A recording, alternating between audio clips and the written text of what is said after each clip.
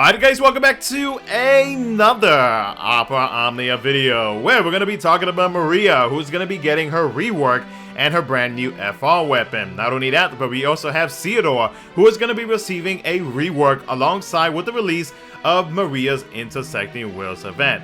Now we're going to be taking a look at what exactly they are going to be getting with their changes, and I'm going to also be talking about Maria's FR and her conditions, because I feel like that is probably going to be like the key reason why some players are not going to be pulling for this FR, because of the fact that those percentages are kind of on the low side. But at the same time though, her FR ability and the traps that she inflicts, depending on the type of fight that you're going up against, could actually benefit you greatly, especially for specific type of fights, which we'll get into here in just a bit. So let me know what your plans are going to be for the upcoming banners, if you're going to be pulling for them or not, or if you're going to be skipping up for a different banner. Do let me know down in the comment section below. And with that being said, let's go ahead and jump right into it. A big thank you to all of my YouTube members for further supporting the channel. I greatly appreciate you guys for doing so. If you are interested in becoming a member and further supporting the channel, just like our current YouTube members are doing, you can either click the link in the description of this video or the join button below for details on how to become a member. There are some upcoming changes happening soon to certain tiers, and you do get access to perks like the Tifa emotes. You also get a member badge, which is the Chocobo, and much more things depending on which tier you choose. And if you do decide to become a member, a big thank you for even considering becoming one. A shout out to Z-Tab, Lens Hunter, and Alpine Knights for the continuous support. Now let's go ahead and jump into the video. So we'll first start off with Maria's rework. So her skill 1 gains 3 uses. It now deals 3 HP dumps with 50% splash, recovers 50% brave in between HP attacks, and allows for 180% stolen max brave overflow. Her skill 2 also gains 3 uses. It now deals an AoE HP attack 3 times that deals split HP damage, allows for 180% stolen max brave overflow, and recovers 50% brave in between HP attacks. Her anti-Imperial Force buff adds a 30% party melee and ranged attack up, a party 20% max brave up, and it grants her her brave attack plus command. Now her EX passive adds a 20% brave damage up totaling 80, a 10% brave gains up totaling 40%, and a 10% stolen and gained max brave overflow up totaling 40%. Her EX now deals 5 HP dumps with 50% splash per HP attack except for the last, and allows for 180% stolen max brave overflow. Her LD gains an increase in brave potency, allows for 180% stolen max brave overflow, deals full HP damage now, and extends her Hitot, hopefully I pronounced that correctly, apologize if I didn't, debuff for 10 turns. Her Toya attack now deals 2 HP attacks that recovers 30% brave after each HP attack. Her anti-Imperial Force buff adds a 10% party HP regen and a 30% party brave damage up. With Trey as her partner, Maria's FR deals an AoE HP attack 3 times that deals split HP damage. It heals the party's HP by 50% of the HP damage dealt, up to 50% of the max HP, and the healing may exceed the target's max HP by 20%. It inflicts the Hitot debuff for 10 turns. Now her FR conditions are as follows: a 2% increase whenever the teammate's HP is healed per character and includes off-turn heals, a 5% increase whenever the teammate's HP is healed per character at the end of turn, and a 20% increase after an enemy's turn while their brave is at 0 or break state. Now with Ceodore, his skill 1 Saint's Blast deals a single target HP attack 3 times. His Saint's Blast Awaken deals a single target HP attack 4 times, and both deal 50% splash damage. His skill 2 gains 2 uses. It extends his Awaken buff to 4 turns. His EX passive adds a 20% brave damage up totaling 80%, a 20% brave gains up totaling 40%, and a 20% stolen and gained max brave overflow totaling 40%. His EX deals an AoE HP attack 5 times. The plus version, which you need to have the Awaken buff active and the party's HP has to be 50% or higher to use it, deals an AoE HP attack 7 times. Now his Brave Attack plus Awaken now deals a single target HP attack 5 times that recovers 50% Brave after each HP attack. His HP attack plus Awaken deals 4 HP attacks with 50% splash damage after each HP attack that allows for 150% stolen max Brave overflow. Now Ceodore starts off the quest with the Bearing the Next Generation buff for 6 turns. Excuse me. When using his LD, it extends his Awaken buff to 6 turns and gains a Brave potency increase. The buff adds a 20% party stolen Brave damage up. So should you pull for any of the characters in the upcoming banner? So we're going to start off with the side characters before we go into Maria. So first off, we're going to start off with Ceodore. Now Ceodore, he provides party holy enchants. Now the party needs to be remained healed up to get the maximum output out of Ceodore. What I mean by that is that with Ceodore, like, a lot of his kit is based on what amount of HP the party currently has. I know that with some abilities, you have to be at like 50% or higher, and I do believe, if I'm not mistaken, his EX ability, if you want to get like the best possible, if you want to get like the very best of his EX ability, I do believe that it needs to, that everybody in the party needs to be at 100% of their HP to be able to get that insane damage output that he provides. So like overall, like the biggest thing about Ceodore is going to be that you pretty much have to keep everyone healed up, and you'll be good to go pretty much. And like Maria actually compliments Ceodore because of the traps and everything, because the traps is also able to heal. So if the traps is able to heal before Ceodore's turn, then you don't have to worry much about that. The only thing that would actually hurt Ceodore, it will be like HP poison. Like that is probably going to be like the biggest thing that will in a way like destroy him, really. His BT effect is more focused on increasing the Brave damage or the Brave damage cap.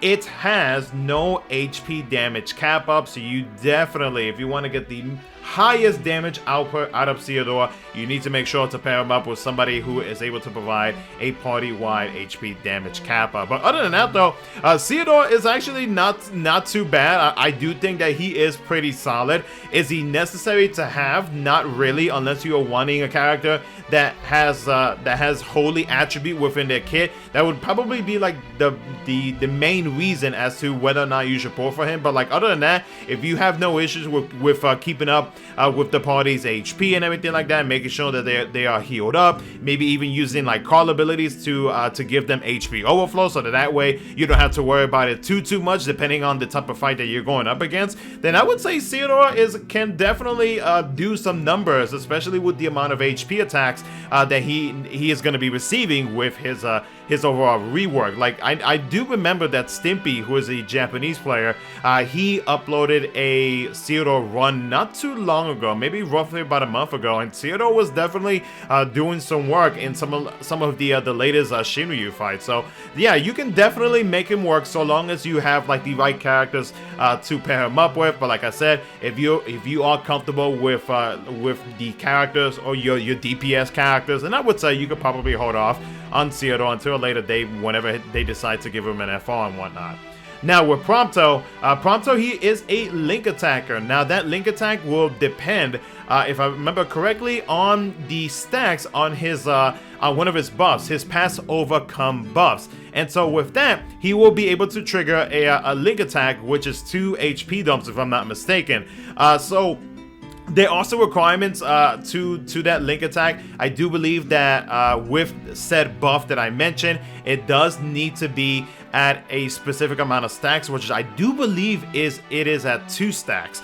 2 or 4 stacks, one of the two. I'd have to 2 stacks, excuse me. So with that, he is able to pretty much like be able to follow up with like one of your other teammates and deal that link attack follow-up attack. So you know, it's something a little bit different, even though there is like, you know, a certain requirement that you do have to meet with Prompto. Like it's, you know, it's additional like follow-up attacks, so it's just like, why not? He is able to evade attacks. He is able to inflict a lock debuff onto the enemies, so he is able to evade incoming attacks so long as they are single target. I mean, if it's AoE, then everybody else is screwed except for Prompto. He does have some decent ores, nothing too crazy to brag about. I'll just keep it at that.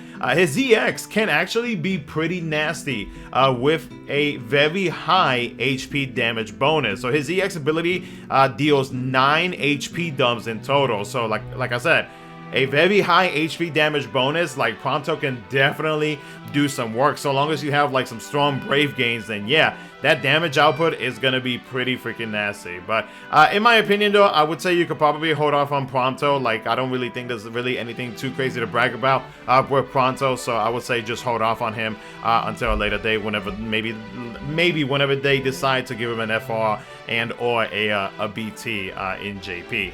Now for Maria does provide some pretty good party aura. So some examples would be Brave gains up, Stolen and gained, Max Brave Overflow up, HP damage up, HP regen, Brave damage up, you know, so on and so forth. There are some additional ones, but I'm not going to go through every single one of them. So she does provide some pretty good party auras that you can stack up on top of whatever other party auras that you are getting from whatever character you got on the team.